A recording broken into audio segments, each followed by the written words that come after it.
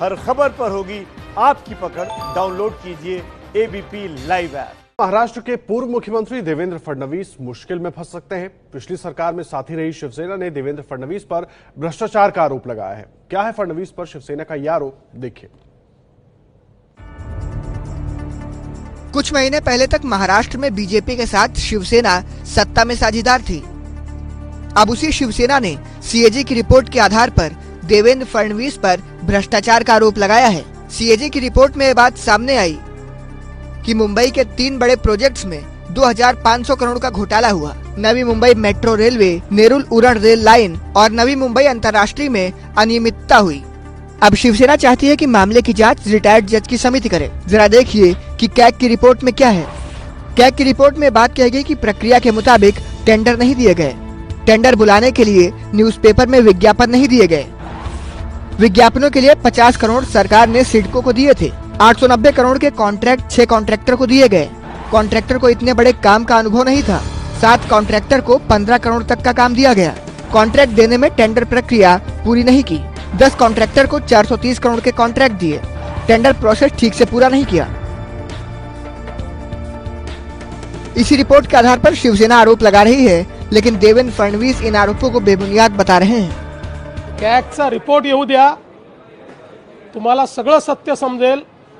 आणि माझी तुम्हालाही विनंती आहे की कोणीतरी काहीतरी सांगतं म्हणून चालवणं बंद करा। रिपोर्ट पाहिल्यावर बंद करा, नाहीतर हक्कभंग हा होतो।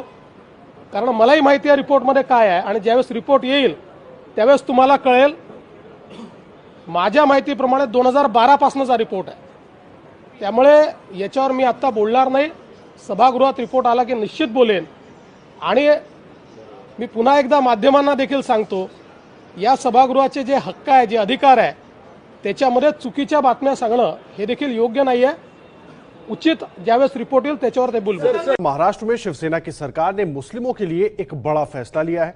कैबिनेट मंत्री नवाब मलिक ने सरकार के इस फैसले की जानकारी दी और अब बीजेपी शिवसेना के इस फैसले पर हमलावर है। खुद देवेंद्र फडणवीस ने इस फैसले पर सवाल उठाए।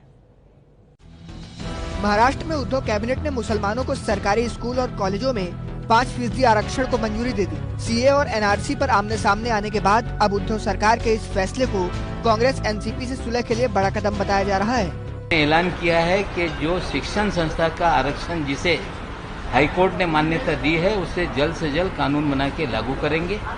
और नौकरी और प्राइवेट शिक्षण संस्थानों का जो सवाल है उसको लेकर कानूनी सलाह मशवरा करके आने वाले दिनों में कानून बनाया जाएगा।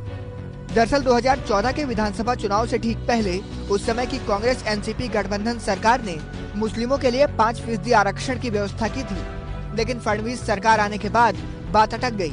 नवाब मलिक की प्रेस कॉन्फ्रेंस के बाद देवेंद्र फडणवीस भी तल्ख तेवरों के साथ मीडिया के सामने आए। हम शिवसेना से यह जानना चाहते हैं कि जिस समय सरकार बनी तो किन किन चीजों पर सेटिंग हुई, किन किन चीजों को मान्यता दी। शिवसेना ने अपनी आइडियोलॉजी छोड़कर, अपने विचार छोड़कर सरकार बनाने के लिए कौन से मुद्दों पर कॉम्प्रोमाइज किया, इसकी भी जानकारी मिलनी चाहिए। क्योंकि मंत्री महोदय ने विधान परिषद में यह भी बताया कि मैं जो घोषणा कर रहा हूं उसको शिवसेना की भी मान्यता है। मैं शेखर कपूर लेके आ रहा हूं प्रधानमंत्री सीरीज 2 शनिवार रात 10 बजे।